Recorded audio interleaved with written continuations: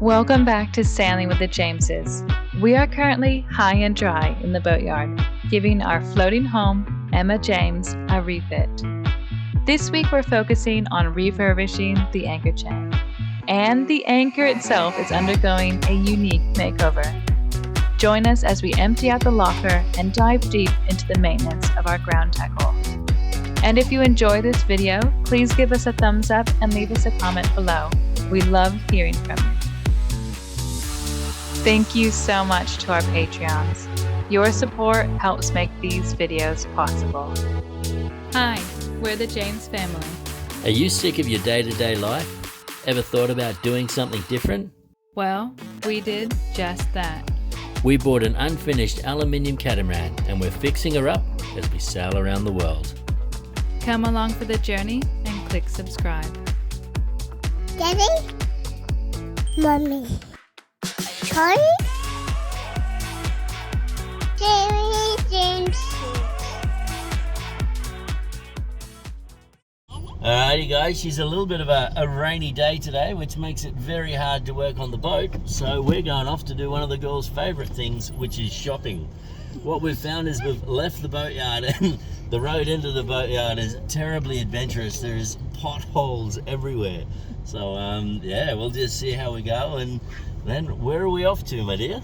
We are off to go pick up the fourth member of our family. So stick around, guys, and see what we're picking up. A whole new crew member, hopefully, and see what happens.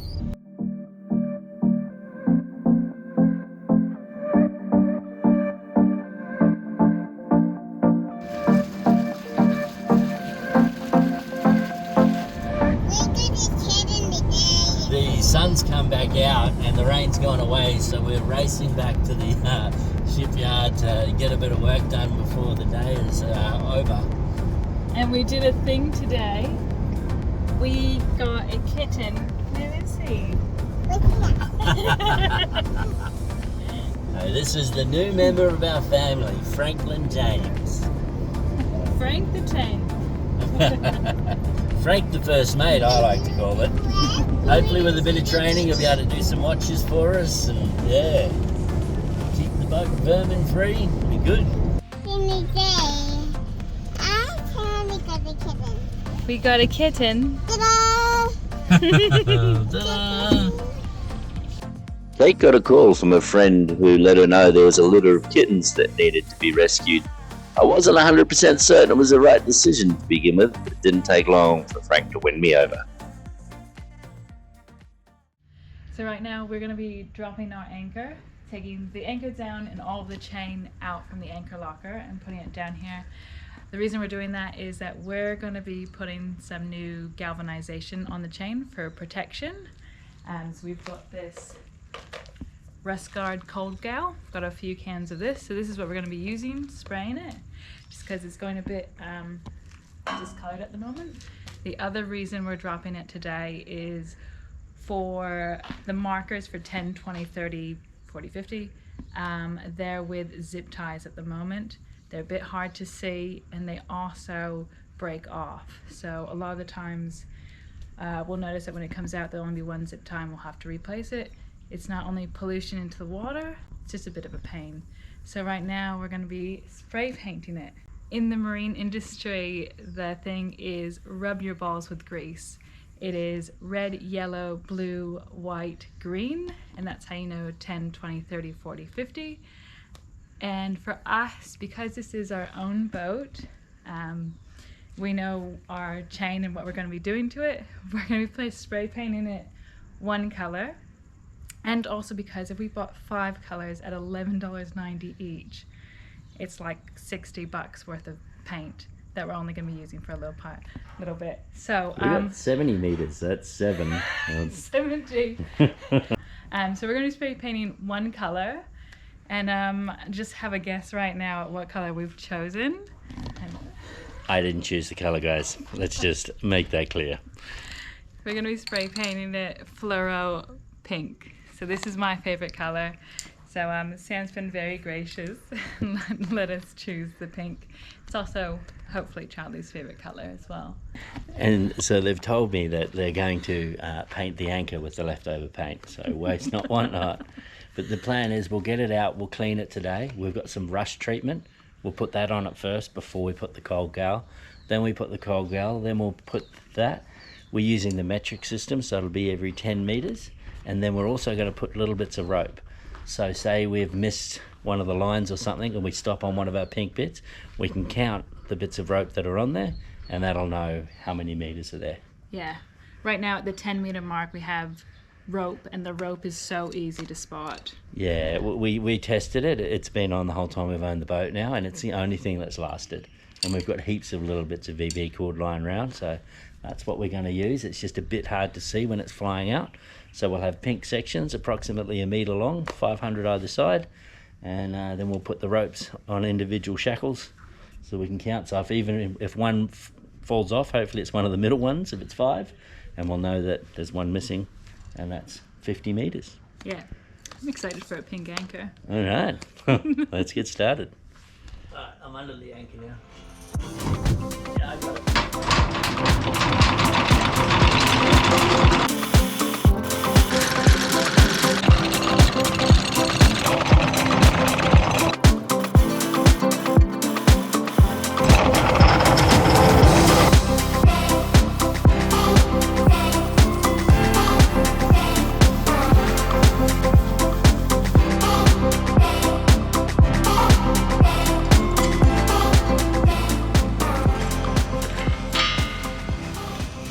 So what we're doing here is we've got mild steel that was galvanized chain, mild steel anchor, and then stainless in between them. And what happens is with the dissimilar metals and then the abrasion in the sand and that creating the static electricity, this will start eating away at your gal so much quicker. So we're going to take the swivel out and the stainless out. The purpose behind this track here is so you have it at the back, and what happens is if it gets caught in a reef or something, you can drive forward, your shackle slides forward and you can pull it out from the top. The problem with that is if you're in a place where the tide changes and you're hanging one way and the tide goes the opposite way, your shackle slides this way and it actually pulls your anchor out of the ground, and then it has to reset, which increases your turning circle. So we leave this in here just to lock it at the back so that it can't pull out depending on whatever the tide does. We're going to leave this here, but what we are going to do is just get some rubber inserts on the inside there, just as a barrier between the stainless and the anchor. Yeah, and we're going to take this swivel out of it completely, and we're going to get a rated shackle going from here to here. Oh, she's back. Charlie loves being a great helper, and she's shown a lot of interest in joining us for the task. After separating the anchor from the chain, the next step is to apply rust converter to both the chain and the anchor, and leave it for 2 hours.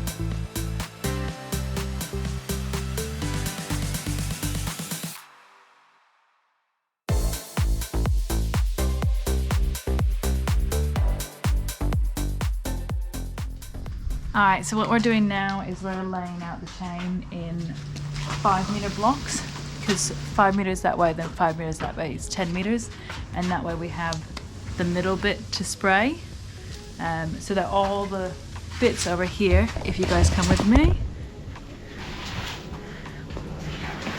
we'll just put one sheet of paper here and spray the middle bit, and that way it's all contained in one area. And then what we were saying before is where these zip ties are here. So if this is 4D, we'll put rope, rope, rope, rope. So rope on 4 of them. That way if one falls off, like here, here, we have an idea of what it is. And then what we're also going to do is we're going to end for end it. So what that means is that we're going to take this end that was on the anchor and swap it to the end that's on the rope that's closest, and that end that's really good, we're going to swap it to the anchor. The main reason being is we're just using paints and stuff to preserve it. and if we kept using this, it'd look like new, but it'll rub off in the sand easier. It's not as hard as getting hot dipped or something like that. So if we end for end it, this stuff that stays in the anchor locker, it'll preserve it, and we'll use the other stuff that can last out, and then hopefully end for end it again.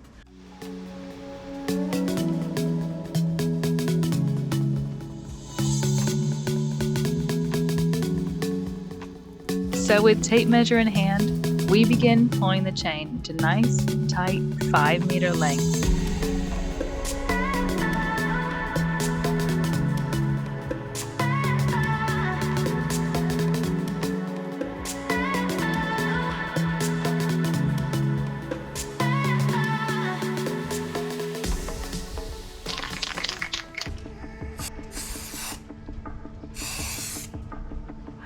Nice color.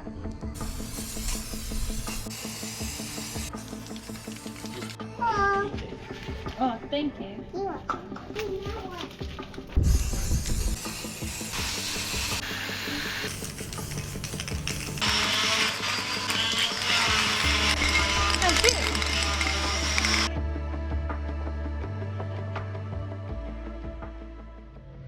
Alright guys, an update on the anchor and the chain.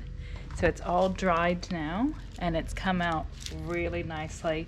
I was a bit worried there because the paint coming out of the can looked a bit darker than what I expected, what the cap lid was. And yeah, I was just a bit worried there, but it's dried and it looks vibrant and it looks really nice. The stuff on this end that still has the galvanization on it has come out pretty vibrant, and the stuff where we've treated it and the gal has started to come off, it looks a bit duller, but it all looks really good. And the anchor has dried really nicely as well.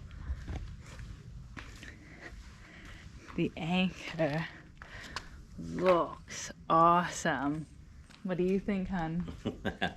As I've been working up underneath here, a lot of people have been walking past and asking why we have a pink anchor. All I do is give them these ones. Point to the wedding ring, they all seem to understand. I think all you lads know what I'm talking about. But yeah, it's going to be good. So what we need to do is find a shackle that'll fit here, and more importantly, go through the chain. I might need to bash out the end link a little bit just to make it a little bit fatter so we can get a decent size one in there. We sort of want one that's rated, that has a 2-ton braking strain. Then we'll take the splice off there, put the splice on the end here. So we've got the colours every 10 metres. We've also got 5 metres here just before the anchor, just to give us a warning that it's probably about to come off the bottom if we're anchoring shallow, or it's going to come up.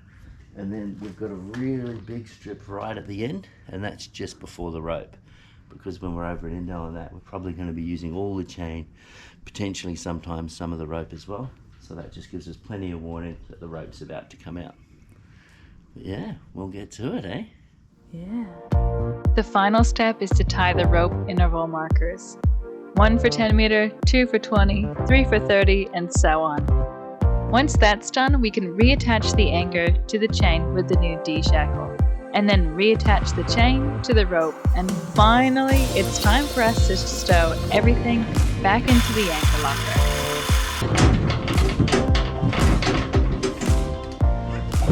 Beautiful, that's it.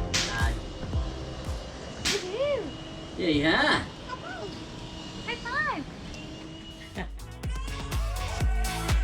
Thank you so much for watching.